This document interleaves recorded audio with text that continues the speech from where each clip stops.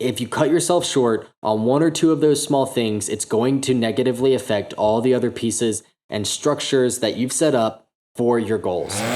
You're listening to Hustle Culture, a podcast that shows you how to take your hustle to the next level. I'm Jordan Glickman, a 24-year-old homeless entrepreneur who's constantly looking for a better way. Whether it be maximizing work-life balance while trying to reach my first 7 figures, or taking advantage of credit card points and biohacking my way to optimal health and efficiency, I'm all about it. Regardless if you're an entrepreneur or not, I invite you to join me in my journey of constant self-development. Join me and my guest as we deliver real value and actionable steps to embrace and make the most out of your hustle. Welcome back to yet another episode of Hustle Culture, and today I want to talk about the one characteristic that I think you should have, regardless if you're an entrepreneur or not.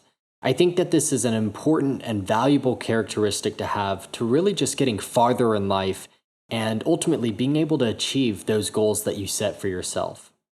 So I've had a lot of time to sit here in quarantine and reflect back on some of the things from my past, and I've also been able to relate them to some of the things going on in my life right now.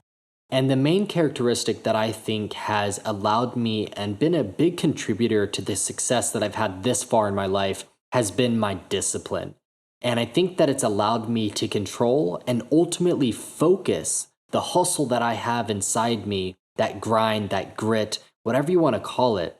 It's something that's allowed me to help channel my focus and being able to focus on the main goals that I want for myself, to be achieving them, to working towards them, without getting unfocused, and having that discipline to stay on track and to do the things that I know are necessary to getting me to one step closer to my goal. This is not just going to be a 7-minute podcast about you need to be disciplined, but I want to give a couple case studies that I've thought on the past 1 or 2 days that have ultimately led me to the idea that my discipline has really been one of the things that's got me as far as I am now, not just because discipline's a great characteristic to have, but because I am so disciplined, the negatives to not being disciplined in certain ways are just so much more drastic, and you have so much more control over being disciplined than you think.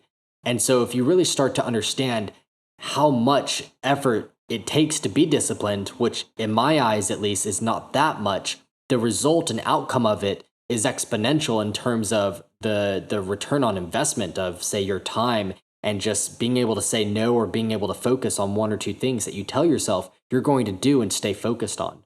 So I'm personally really good at just following structure and routines and having rituals and doing whatever it is, but I'm a very structured person. And so I personally find it relatively easy to stay disciplined when I set a goal and I know that there's certain things I need to follow to be able to reach that goal.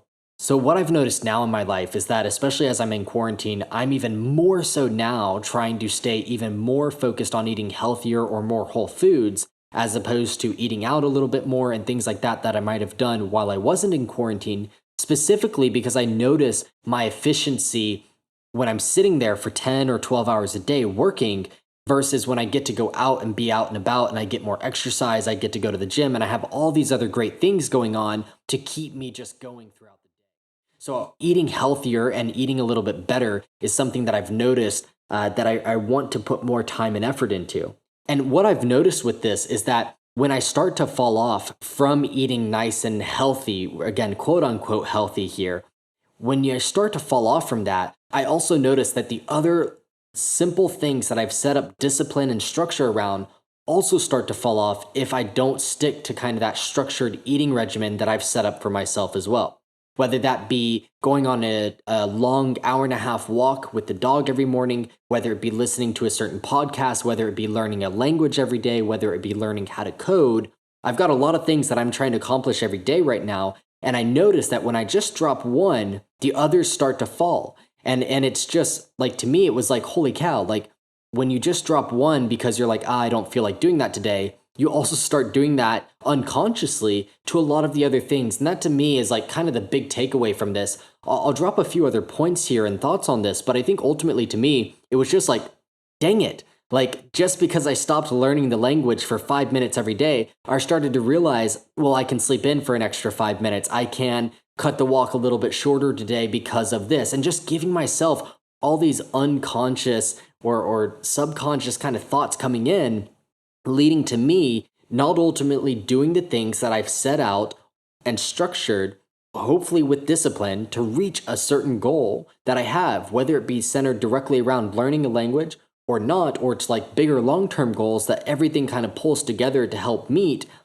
It all starts to fall apart. And I think ultimately, regardless if you're an entrepreneur or not, this is something that helps and can benefit anybody, regardless of, again, whether you're an entrepreneur or not. Like, it will help you achieve your goals that you're trying to set. Whether you're working for somebody, whether you're freelancing, whether you're in school, no matter what it is, if you have a few things set up and goals that you want to achieve every single day, they could just be so small, as simple as learning a language or whatever it is, that's 5 minutes or 10 minutes of your time every day, or just going to the gym 3 times a week, whatever it is.